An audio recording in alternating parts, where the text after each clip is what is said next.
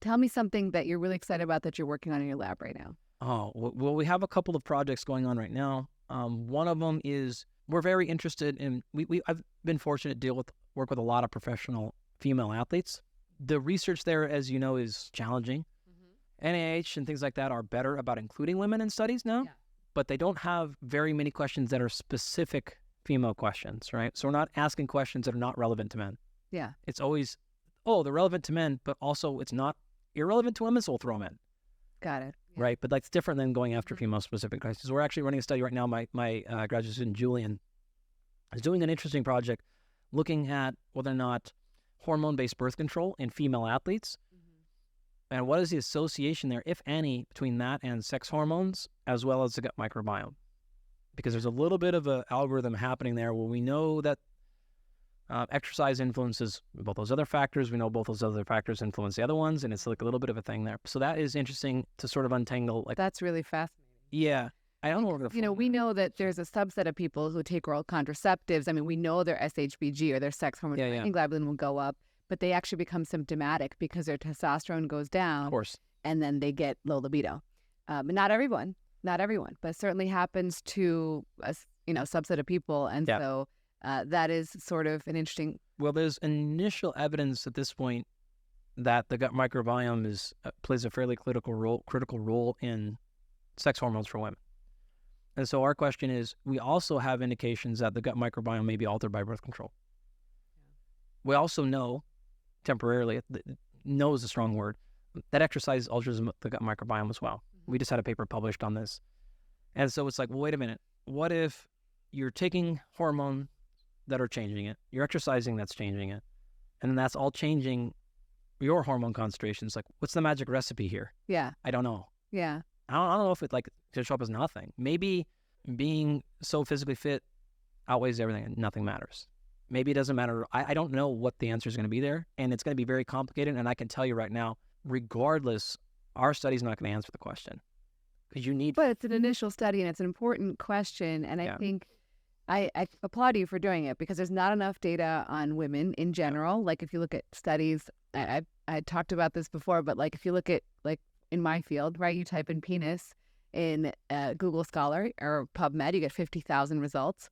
Oh, yeah. When you put in clitoris, 10? you get 2,000. You get some. But it's a lot less, right? Yeah, and sure. So just in general, women have been understudied, and I think that's really, really valuable. Yeah, easier structures to study probably. If you're a female athlete in the Cal State Fullerton area, let us know, because it's poor Julian, man, it is a very challenging study to pull off, because we got to take blood multiple times during specific phases of the menstrual cycle, because, by the way, that alters. Of course. And we have to take stool multiple times throughout the menstrual cycle, because there's actually data that some suggest it doesn't. I don't actually know what the answer is going to be, but that the gut microbiome itself will change just during different phases of the menstrual cycle. It will. I think it does. If it does. If you're a research participant, we love you, and you are so valuable to the world. Yeah, man. And please consider it, really. Okay, I have some very quick, rapid questions that we usually end with. What's something that you know now that you wish you knew earlier? I was really bad when I was in school of just keeping things. So there's all these notes, and I was the type where I'm like, as soon as the class is over, I threw everything away. Yeah. Like, literally, right? And I'm like, damn, like, what kind of cool to save all that stuff I spent 10 years accumulating. And that's the same thing for athlete. Like, I just was not good at keeping athlete data and stuff for a long time. So I wish I would have been better about some of those things. So I don't know if that's like a very fun answer, but that came to mind. No, I think it's helpful. I mean, I wrote these beautiful anatomy notes when I was in medical school, and I still refer back to them. I didn't keep all my notes, but I kept those because I spent a lot of time on them, and I was like, you know what, I will want to look back at these. You know what's wild? So for my PhD, again, I'm not a real doctor. I'm this side of the doctor. It's okay. We got to take one of our physiology class. We got to take in med school. Mm-hmm. So during my semester, I was the only student in that class who's not a med student, which is really cool.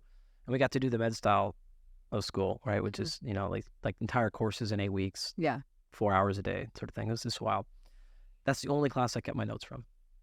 Still this day, that's the only ones I have, which is really fun. I don't ever use it at all, but I'm always like, yeah, that's cool. What's a non-negotiable for you? Something you got to do every day. My overall philosophy to life is the opposite of that, which is you can play a game of sensitivity and you play a game of resilience. And there's some things you want to be really sensitive to, and there's things you want to be really resilient to. I spend more of my time pushing towards resilience, which is like, I don't want to be in a position where I have to do anything. I don't want to have to do breath work. I don't want to have to exercise. I don't want to have to eat a certain way or a certain time or anything like that to have a phenomenal day. That's probably because I come from the country and I like to spend a lot of times outdoors where it's like, you're not going to have like something, like you just deal with it. And so I actually work really hard to make sure if anything is like, we're like, oh man, that's great every day. Okay, great. Make sure you can still perform without those things. So that is a non-negotiable. My non-negotiable is I never want to be in a position where I have to have my special mattress to sleep.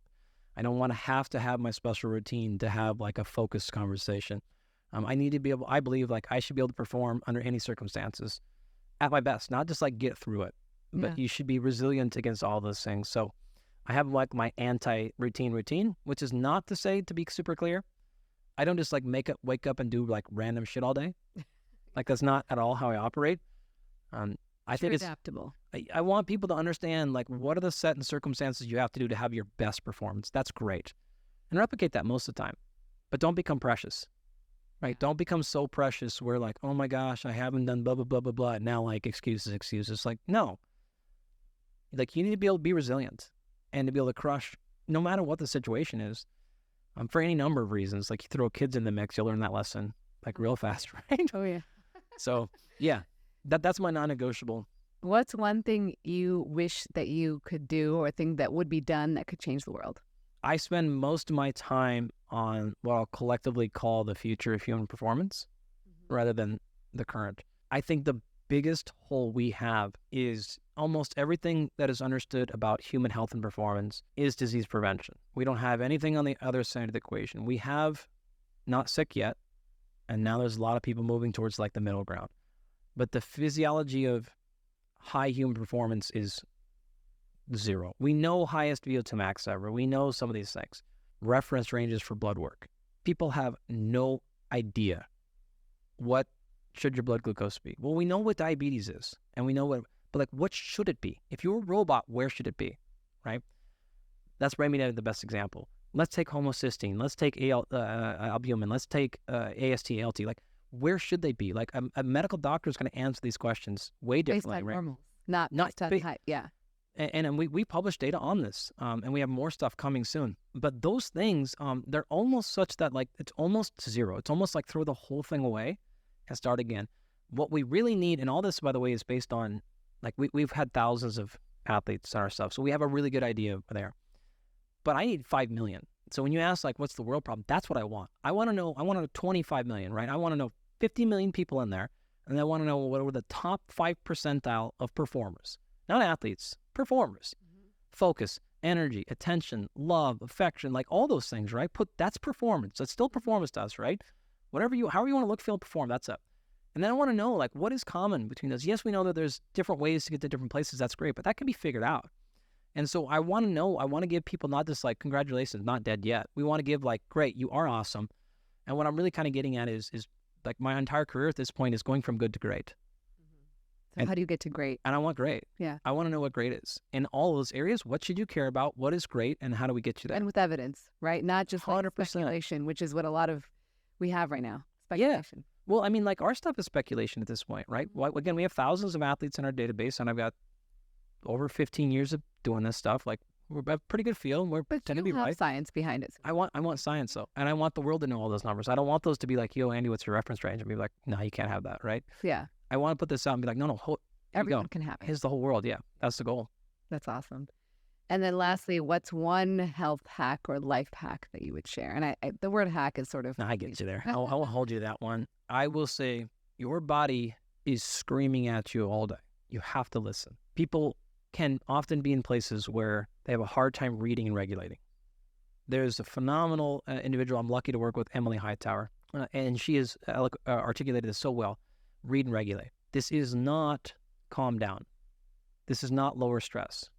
It's none of those things. It is simply reading and regulating. You don't know what your body is saying, so listen to what your body is saying. That doesn't mean you're in your feels all the time, right? This is you going, man, I feel low energy. I can acknowledge that state.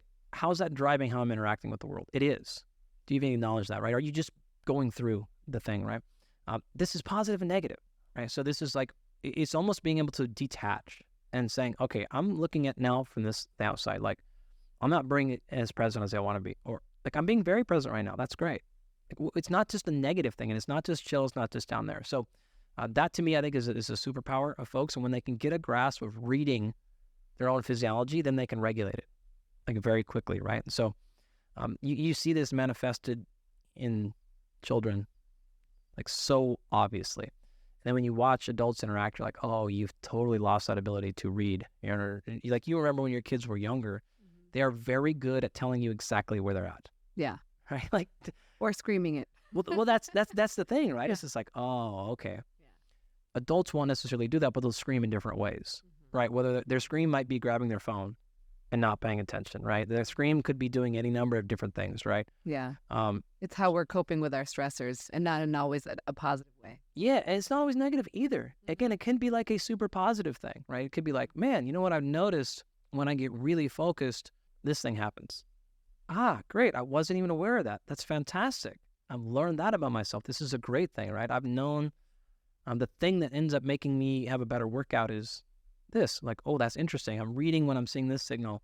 So we tend to hear this type of stuff and we always assume the negative side of it. Yeah. But it can be the positive side of it too. So that's the way I'd answer it is better appreciation and understanding of reading and regulating.